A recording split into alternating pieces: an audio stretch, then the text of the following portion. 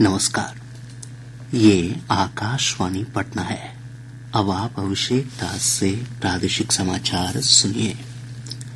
भारतीय संविधान की 75 वर्ष की गौरवशाली यात्रा पर विशेष चर्चा आज लोकसभा में फिर शुरू हुई। चर्चा में भाग लेते हुए संसदीय कार्य मंत्री किरेन रिजिजू ने संविधान निर्माण में डॉक्टर भीमराव आम्बेडकर के योगदान की सराहना की। उन्होंने कहा कि प्रधानमंत्री नरेंद्र मोदी संविधान की भावना के अनुरूप सबका साथ, सबका विकास, सबका विश्वास और सबका प्रयास के मंत्र के साथ काम कर रहे हैं। उन्होंने कहा कि देश ने स्वतंत्रता के बाद प्रत्येक नागरिक के लिए समान अधिकार सुनिश्चित किए हैं। श्री रिजिजू ने कहा कि देश में अल्पसंख्यकों के साथ कोई भेदभाव नहीं है और उन्हें कानूनी संरक्षण प्राप्त है। सदन में चर्चा जारी है। एक राष्ट्र एक चुनाव से संबंधित 2 विधेयकों को सोमवार को लोकसभा में पेश किए जाने का कार्यक्रम है। केंद्रीय विधि मंत्री अर्जुन राम मेघवाल 129वां संविधान संशोधन विधेयक और केंद्र शासित क्षेत्र संशोधन विधेयक लोकसभा में पेश करेंगे।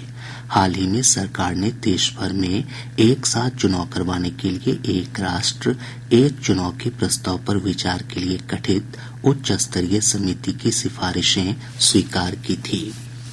भारतीय रिजर्व बैंक ने बिना जमानत के कृषि ऋण की सीमा 1,60,000 से बढ़ाकर 2 लाख रुपए करने का फैसला किया है।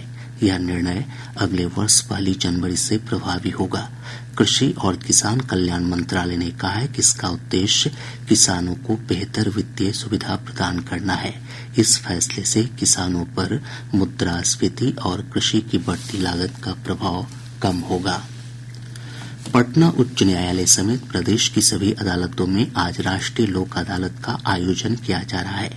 लोक अदालत में आपसी समझौते के आधार पर विभिन्न प्रकार की दीवानी और कुछ प्रकार के आपराधिक मामले निपटाए जा रहे हैं। लोक अदालत में बैंक ऋण, बिजली वाद, वाहन दुर्घटना बीमा और श्रम वाद जैसे मामलों का आपसी सहमति के आधार पर निष्पादन किया जा रहा है।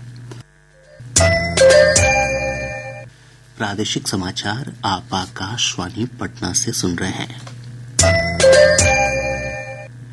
पटना के जिलाधिकारी डॉक्टर चंद्रशेखर सिंह के खिलाफ राष्ट्रीय मानवाधिकार आयोग में शिकायत दर्ज करवाई गई है। बीपीएससी परीक्षा के दौरान कल हुए हंगामे के बीच जिलाधिकारी ने प्रदर्शन कर रहे एक छात्र को थप्पड़ मार दिया था। इस घटना को लेकर सुप्रीम कोर्ट के अधिवक्ता ब्रजेश सिंह ने आयोग में शिकायत दर्ज कराई है। भागलपुर जमालपुर रेलखंड के बीच पिपरा हॉल्ट के पास एक मालगाड़ी का कपलिंग टूट गया। कपलिंग टूटने से मालगाड़ी 2 भागों में बंट गई। इंजन के साथ 10 डिब्बे आगे बढ़ गए जबकि 20 डिब्बे पीछे रह गए। इस हादसे के कारण इस रेलखंड पर 1 घंटे तक रेल परिचालन बाधित रहा। सर्द पछुआ हवा के प्रभाव से प्रदेश में ठंड में लगातार बढ़ोतरी हो रही है। कैमूर और रोहतास जिले में कुछ स्थानों पर शीतलहर की स्थिति बनी हुई है। मौसम विज्ञान केंद्र पटना से प्राप्त जानकारी के अनुसार अगले 3 दिनों के दौरान तापमान में किसी विशेष परिवर्तन की संभावना नहीं है। उसके बाद तापमान में 2 से 3 डिग्री सेल्सियस की बढ़ोतरी होगी। हिमालय की तराई वाले क्षेत्रों में सुबह के समय घना कोहरा छाया रहेगा।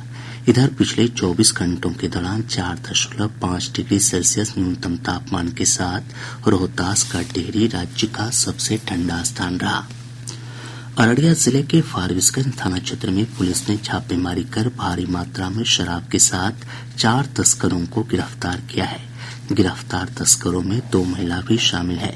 वहीं जिले के चौकीहाट और सदर थाना क्षेत्र में एएलटीएफ और पुलिस की टीम ने कई शराब भट्टियों को नष्ट कर दिया।